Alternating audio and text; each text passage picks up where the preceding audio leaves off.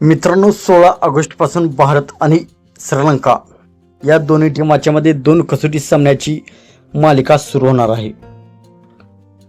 तर गेल्या 5 दिवसांमध्ये संघाला 2 धक्कादायक धक्के बसलेले आहेत. तर नवीन टीमची घोषणा झालेली आहे. सरफराज खानची संघामध्ये एंट्री झालेली आहे.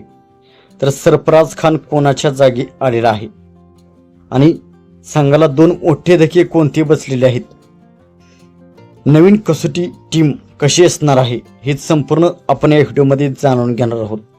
तर मित्रांनो, मी आहे सोमनाथ सरगर, आपण पाहतात क्रिकेट मराठी. तर मित्रांनो, मागील 5 दिवसामध्ये 2 खेळाडू दुखापतग्रस्त झालेले आहेत. यामध्ये पहिला खेळाडू म्हणजे जसप्रीत बुमराह.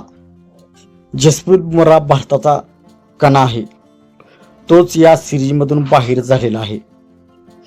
तर त्याच्या जागी आकिब नबी या खेळाडूला संघामध्ये स्थान भेटलेलं आहे. तर काल साई सुदर्शन देखील इंजर्ड झालेला आहे. तर त्याच्या जागी सरफराज खान या खेळाडूला संधी भेटलेली आहे. गेल्या एका आठवड्यामध्ये 2 खेळाडू दुखापतग्रस्त झालेले आहेत. तर आकिब नबी आणि सरफराज खान हे 2 खेळाडू टीममध्ये जसप्रीत बुमराह आणि साई सुदर्शन या दोघांची त्यांनी जागा घेतलेली आहे. आकिब नबी पहिल्यांदाच भारताकडून खेळणार आहे. जर तो खेळला तर त्याची डेब्यू मॅच होऊ शकतो.